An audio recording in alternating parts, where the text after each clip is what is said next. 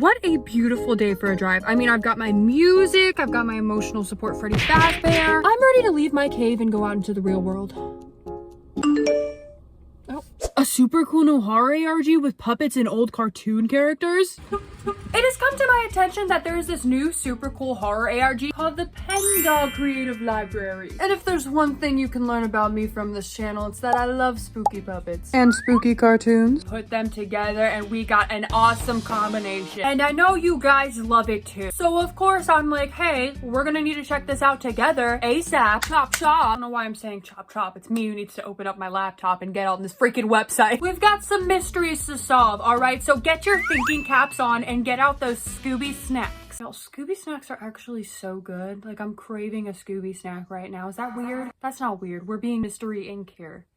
That's not weird. How cool would it be if you just had a mystery incorporated van? Can that be our source of transportation here on this channel? Like, can we all have a field trip in the freaking mystery...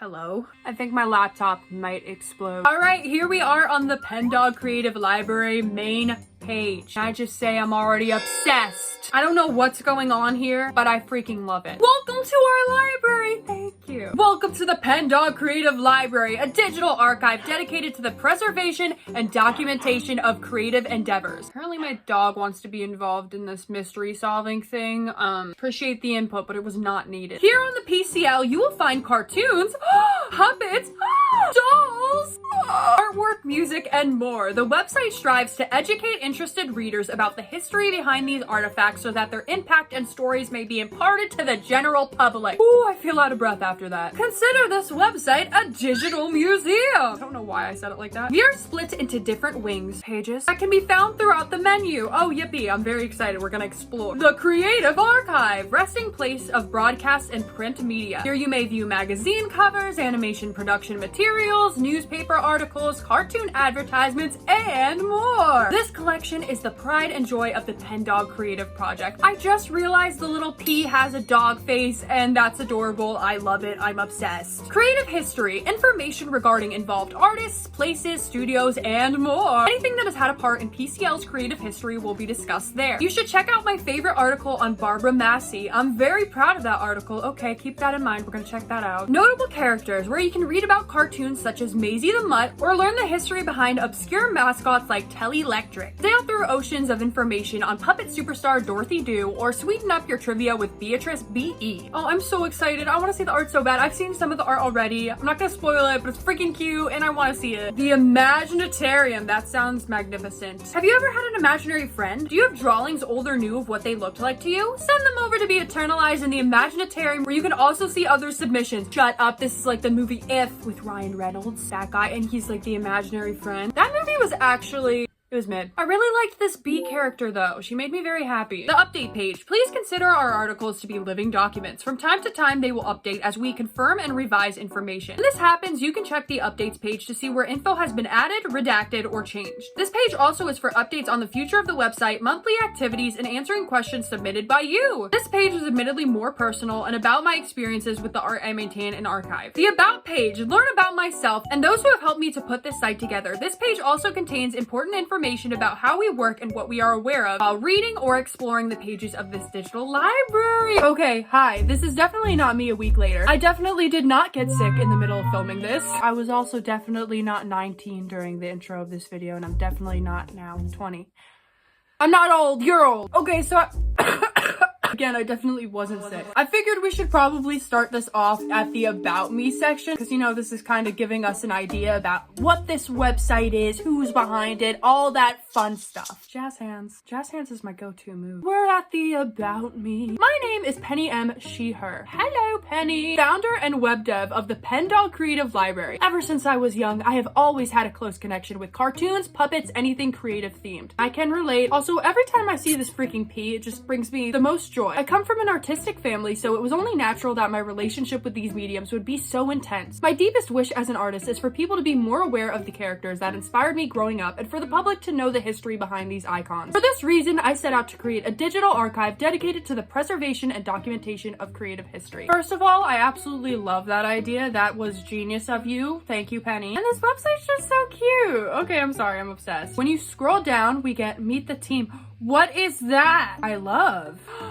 Her hair is stunning. So is her hair. Hello? Red Writhing Gloves, she, her. RG is a digital artist and illustrator with over 7 years of experience. A dedicated cartoonist, RG is responsible for a great deal of the art assets and decorations found within the site. RG is an avid fan of Maisy the Mutt ballad. We're gonna get to who she is in a second. And as such, they hope to help the general public gain a better appreciation of the character roots. Now we have Vincent T, he, him. Vincent T is a professional writer with a background in cataloging and inventory. His skills are invaluable to the work we do here at the PCL, and he is responsible for conducting interviews and research regarding the artifacts and cartoons hosted on our site. Okay, so we got a little investigator on our hands. I like the little typewriter also. I don't know, the picture just looks really ominous and I'm kind of loving it. And what is this magnificent creature? This bunny seems like a whole vibe. The sunglasses might be a little too big for its face, but it's rocking the look. Belly Up, he, they. Belly Up is an illustrator with 9 years of experience. Having worked together during our time at art school, I was thrilled to work with him on the Imaginarium page.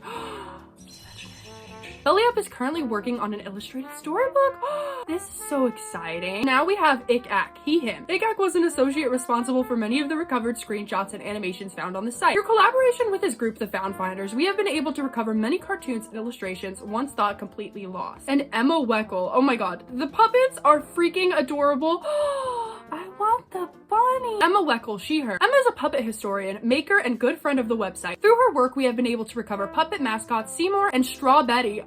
Love that. As well as regularly get in touch with prominent puppet makers to ask questions. Her work has been invaluable to the website, and she's a very good friend of mine. And if you scroll down even further, we have a little Q&A. We love a little Q&A here. Ew, I don't know why I said it like that. Question, are you affiliated with any of the franchises / brands you cover? No, we are not. I don't think the answer was as intense as I just read it. But no, we are not. This whole archive is purely a passion project dedicated to preserving the histories of creative ventures and allowing that information to be freely accessible. We are in no way affiliated with any of the companies, studios, IPs, or artists documented on this site. Question, how do you find the items you document? Was that a ghost? I want to have a ghost bestie. I welcome you with open arms. I should give the ghost in my house a name. By the way, I went ghost hunting in my house like a few months ago with Tyler G. Halloween and my sister, of course. If you haven't seen that video, definitely go watch it because, whoa, it was a time. It's quite a process. For some characters such as Maisy the Mutt, it's not hard at all to find merchandise / media to document because of her popularity and worldwide success, as she deserves. But for the more obscure ventures we document here, it takes lots of time and patience to find things. Our team spends hours upon hours looking through old catalogs, books, newspapers, tapes, web postings, and more searching for anything relating to the characters and brands we cover here. Secondhand shops, reselling websites, museums, libraries are all places to visit frequently in case you get lucky. We sometimes contact people directly involved with the studios / companies or private collectors to see if they'd be willing to talk to us about what they know. We've also had people reach out to us on their own, which is very exciting. It's mostly a game of keeping your eyes peeled for any glimpses of Maisy's magic hat, Electria's signature red, and Bartleby's honeycomb logo.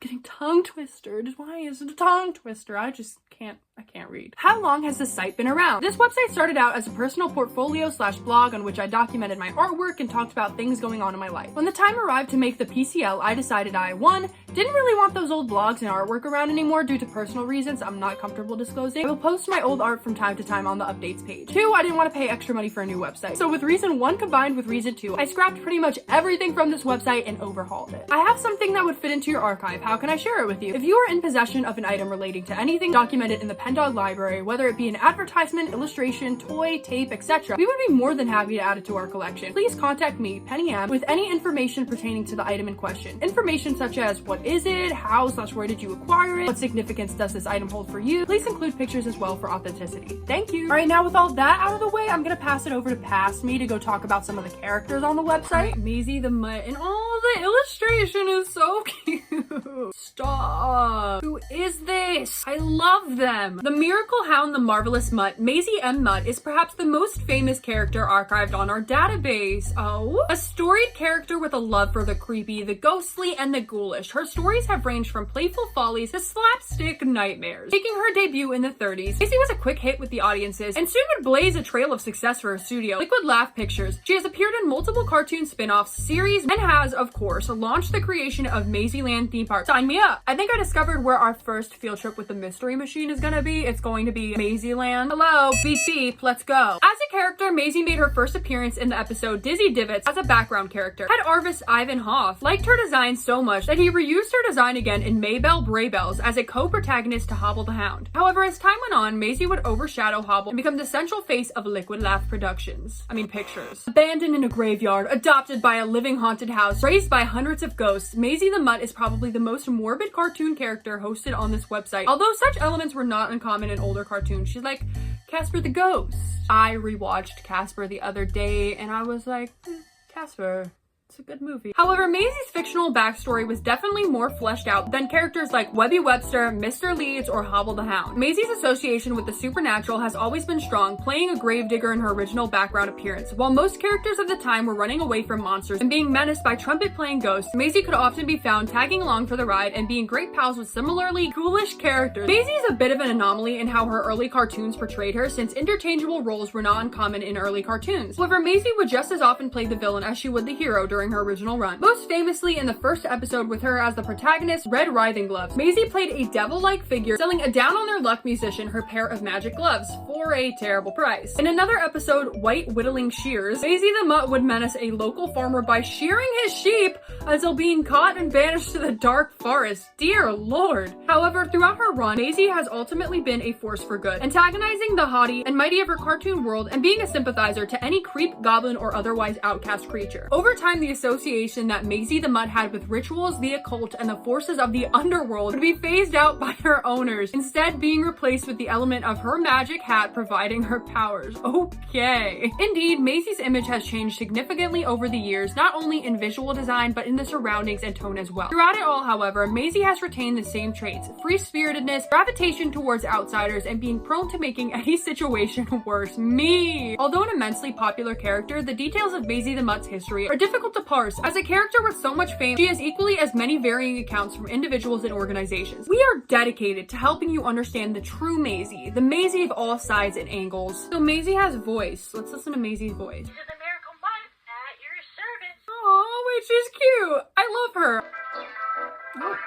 All right, so stop number 2 in the mystery machine. I think we should have a rave, and I think it should be just that over and over again. All right, and for character number 2, we have Dorothy Do. See what I did there? It rhymed. America's favorite sailor, Dorothy Do, is a very interesting character who got his start in award-winning literature, ascended to puppet stardom, then featured in a landmark animated feature. Of all our characters, besides perhaps Maisy the Mutt, he has gone the farthest across mediums. Oh, and he's so cute! Look at him! Look at that little haircut. Styling. Created by Barbara Massey as the protagonist of her series of novels, The Deep Blue, Dorothy began life as a sailor in a world completely submerged by water.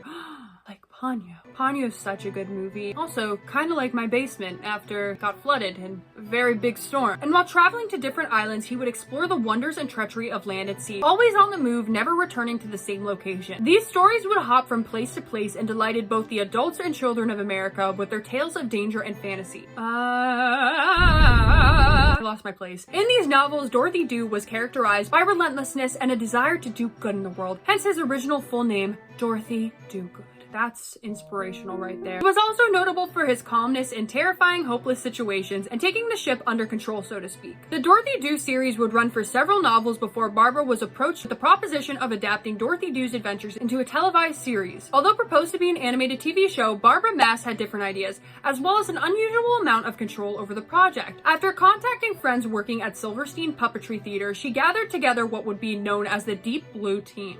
And Dorothy Do has a voice. Greetings.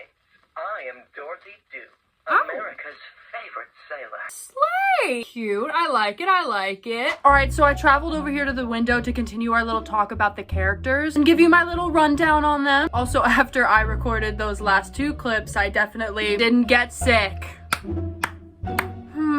No, because like I did start dying in the middle of filming and then it was all downhill from there. Anyways, next up is Beetrice B.E. and I absolutely adore her. I think she's adorable. With just a droplet of my Bartleby brand nectar, the most tasteless meal becomes a delectable entree. With a honeycomb and a whoop-de-doo, Bartleby's brands provides for you. Freaking cutest thing ever. As stated in her bio, Beetrice B.E. heralded from the Bartleby Brands Candy and Sweets Corporation. Her character came about in the mid-30s when the business was trying to figure out its identity. Marigold Fulch, the daughter of the company's co-creator, created Beetrice. Slay Marigold. She became super popular, really, really popular. If this was high school, she would be at the table everyone wanted to sit at. You know, like Mean Girls, Regina George. I need to rewatch Mean Girls. That movie's iconic. In the 50s, her character became less of a thing to sell products and became her own thing, and she had little shorts. In the shorts, Beatrice had more personality and was portrayed as a benevolent, if know-it-all brain fairy that came to the flavorless land of Humdrum to spread her sweets among the gloomy masses. At the end of the short series, Beatrice had taken her position as leader of the resident Drumlings and became the queen she is presented as today. There was supposed to be a movie, but it did not happen. And on top of that, the company just died in the 70s, so wompity frickin' wompity. Tellie Lectric! The electrical good luck charm of engineering and electric company Telectria Innovations, Tellie Lectric was once a face of progress, innovation, and a neon bright future for people across America. And he sounds exactly like how you would think a character representing an electric company would sound, if that makes sense. I lend a spark to life.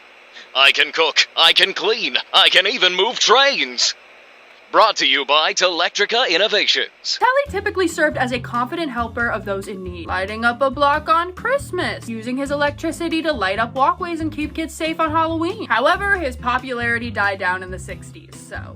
Miss Hecate. And now this is where things get really, really interesting, and we want to pay super close attention to her character, very close attention, and we'll get to why later. If this is the first time you've heard about Miss Hecate, you are in the majority, for this character has survived only through written literature, defaced artifacts, and vague historical accounts. It is unknown what exactly Hecate looked like in her original incarnation. Copies of her design in the 50s have been recovered, but earlier than that, the trail goes cold with very damaged artwork that gives us little indication of her associate. This character is one of the core reasons for why we've made the Pendog Creative Library. The winding trails of accounts and messy documentation are just as interesting as the cartoons Hecate herself is featured. So Miss Hecate existed way before Maisy the Mutt. Ha! Oh. We know from written descriptions that she had red gloves, a worm-like appearance, and a scarlet smile. In songs documented from her old cartoons, she was described as having a personality like corpse flesh with the skin tone to boot. Not much else is known about her. And there's one very low quality voice line that has been found, but it seems like you can't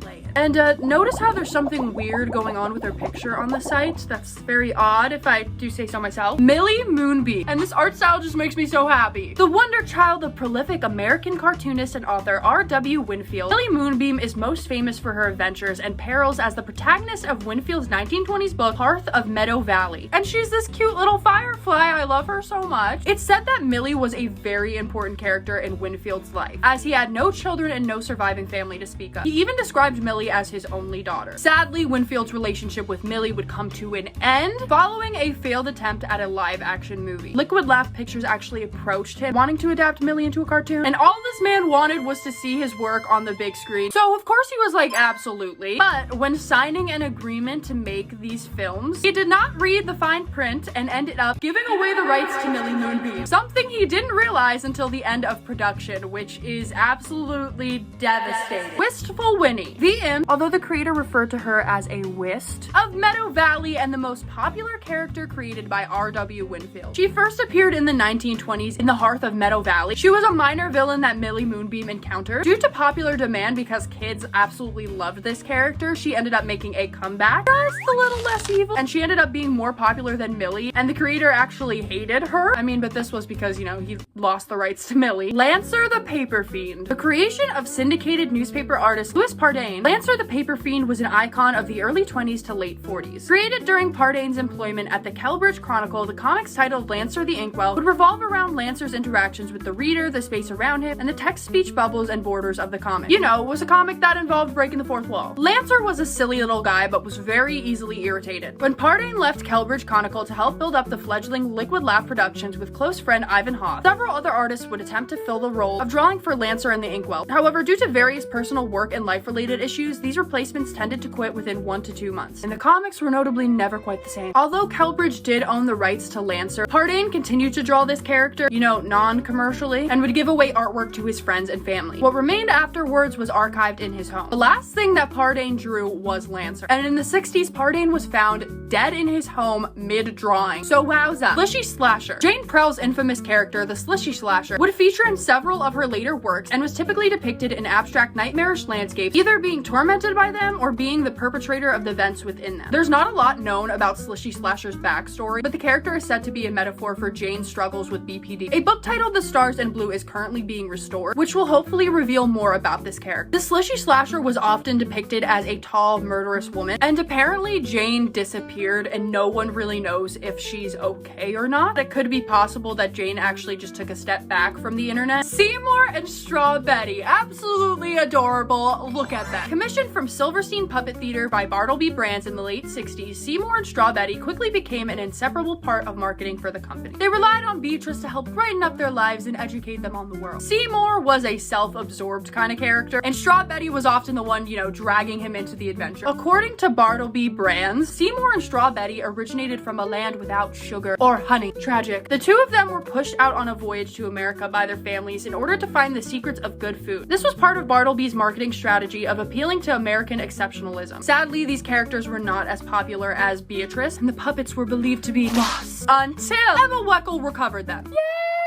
And last but certainly not least, we have Winerva Woeful. I struggled so hard to say that. The main face of Hollowed Halls. This character started off as a book character and then was later adapted into a puppet for television. And this character was around during the 90s, and a lot of people remember being horrified by her. Hollowed Halls was a series of novels written by Jeffrey H. Klein and illustrated by his wife, Deborah H. Klein. These stories were episodic, and each story was like a kid facing something horrific. So basically think Goosebumps. Minerva was a scarecrow puppet that could see the future. She was featured in one of the first episodes in the series when the books were adapted into the TV show, and quickly became one of the most infamous characters in the series. Minerva would eventually have a much less sinister version of her puppet created. She was donated to the R.W. Winfield Library, which Jeffrey worked at during his younger years. Anyways, sending it back to past or future me, I'm not really sure which order I am editing this. Okay, now we're heading over to the updates page where things are about to get interesting, so hold on to your hats. I'm dying. Welcome to our updates page. As mentioned on the homepage, our library is ever expanding and our historical knowledge is ever growing. Oh, that's intense. Like, put a shiver down my spine. The updates on this page contain info about pages which have been revised and given new info. Additionally, this page will contain updates about the website, future projects, my rambling about art, and how it interacts with my life, and more. Right, so I'm gonna scroll down all the way to the bottom to the site launch. Hurrah! Welcome everyone. After much researching, drawing, typing, and weeping whilst coding, the Pendog Creative Library is officially launched. Boop. Hit that launch button. I would like to thank everyone who has made this possible, from my amazing team to those who gave us tips and leads regarding our research. You make me beam with pride towards what we've achieved. Now you may be asking yourself, what's next for us? Well, do not fret. I am happy to say we will be continuing our research for now and writing articles for the archives. My team and I are so thrilled to be making this idea real and to be sharing more with you in the near future. Penny. Oh, that was so nice, Penny. Penny seems like a vibe. Okay, now we have summer break. Hello and hurrah, we've made it to summer. Well,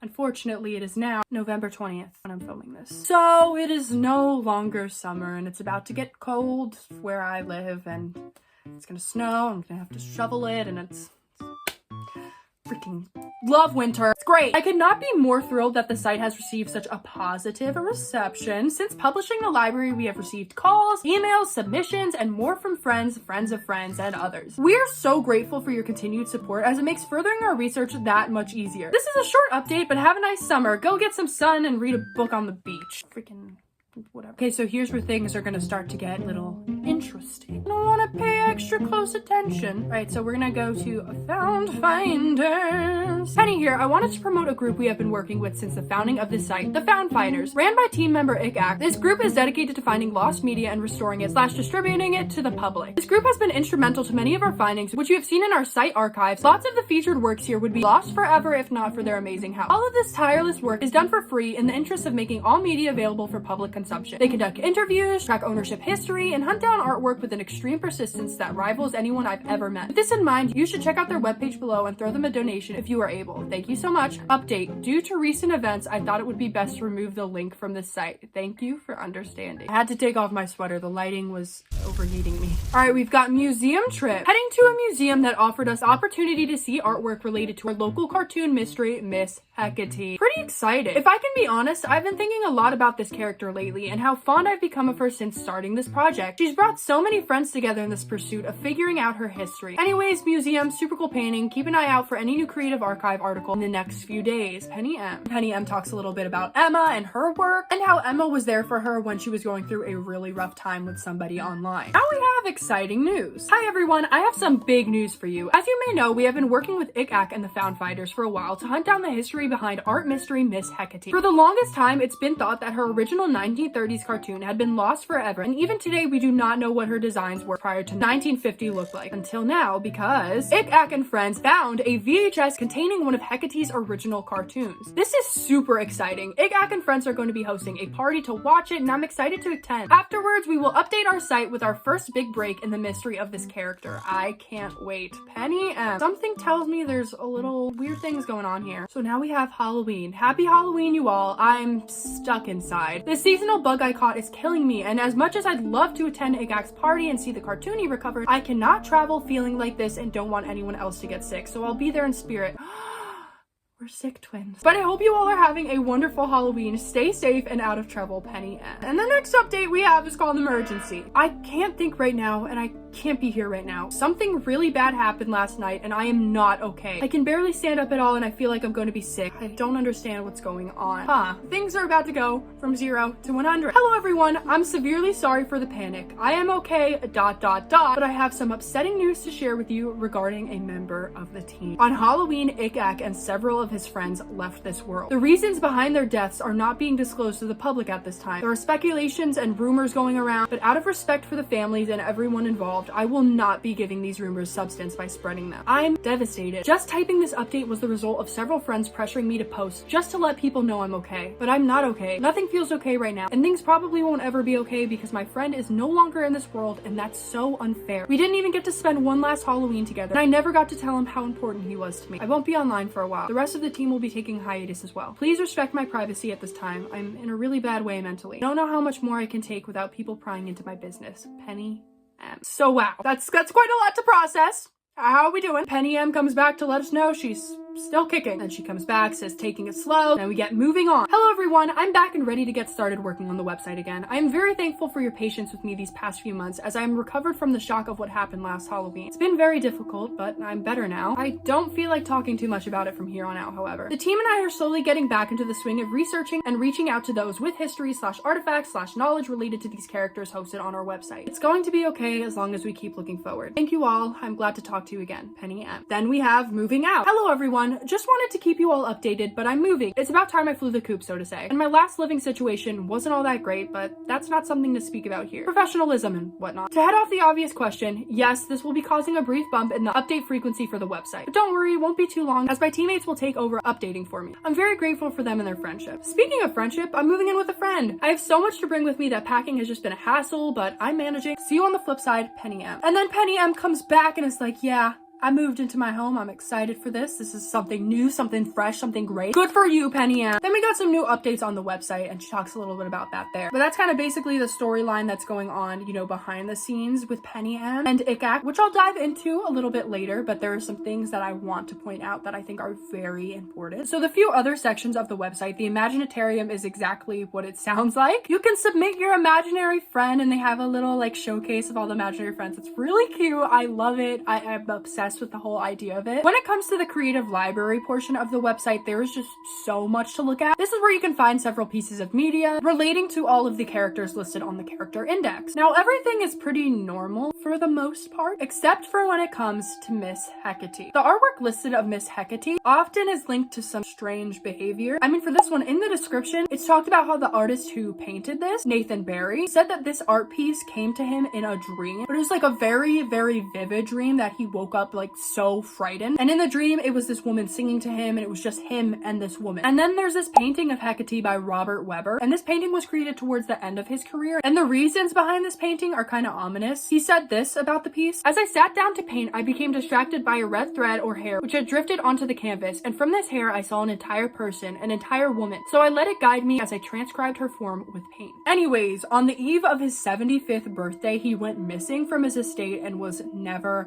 found. So I don't know if that's not odd. I don't know what is. We also have a Hecate storybook, which the author only has one book prior. And then where things get totally weird, we have the drawing of Miss Hecate. And it said that it was donated by someone who said that this could maybe help with the research, and it's like an abstract drawing of Miss Hecate. And in the description, Penny M goes on to talk about how much Miss Hecate impacted IGAC. Anyway, so when you're looking at this drawing, if you click on it, you get taken to this, which is just really disturbing, and there's just stuff everywhere. "You brought our attention to her. She's in the core of the Pendog Creative Library. You heard Miss Hecate through art and culture. You are blessed." There's just a lot of this talking about Miss Hecate. Hopefully one day she looks back at us. "From what we can glean from Hecate, we know there are clues indicating a history. As we find them and this very information, we will relay her to you." There's a lot going on. Anyways, if you scroll down, there's a link to this audio, which is very distorted. And thanks to Angel from the Infinity Force Discord server. Yes, that was a plug. But you should join because we talk about cool things like this. Anyways, Angel reversed the audio and got this.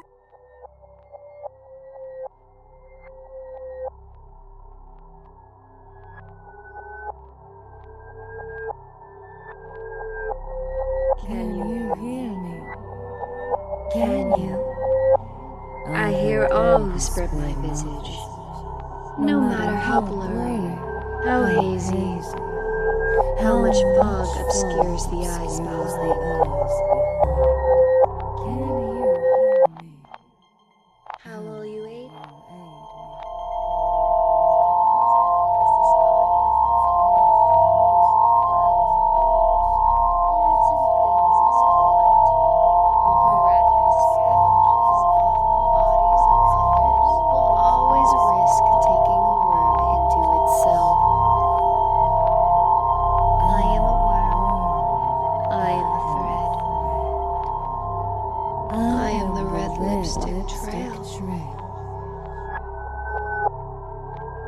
Not now, not soon, not yet, but in time, I will make my claim.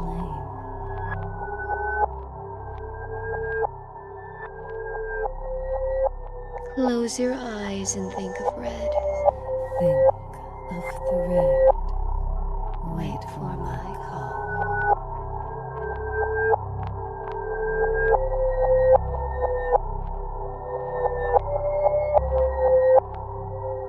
Super cool, super spooky. So let's discuss a little bit. Let's get this conversation ball rolling. My initial thoughts is that Hecate is not so innocent. I believe that the character of Hecate is sinister. There's something suspicious going on. Not sure what, but I don't think it's good. I don't think this is the sort of situation where every character listed on this website has something to do with, you know, the weird things going on. I mean, at least for now, that I know of. But it sounds like anyone that has come into contact with Miss Hecate or has done research on her has something bad happen to them. And I think that's what happened to IGAC and his friends. I mean, it was said that IGAC was very interested in Hecate. That was who his main focus was on. Only for him and all of his friends to mysteriously die when they were viewing this old VHS tape that they found. Odd. It seems like Hecate becomes an obsession and then you slowly end up losing your life. And from this reverse audio, it sounds like Hecate is calling out to them, telling them to let her consume their every thought. What's the motive? I'm not entirely sure. I am in love with this ARG already. The art is absolutely adorable. This story is very intense and I am living for it. And of course the VAs, hello. Please go show your love and support to the creator of this website and everyone involved.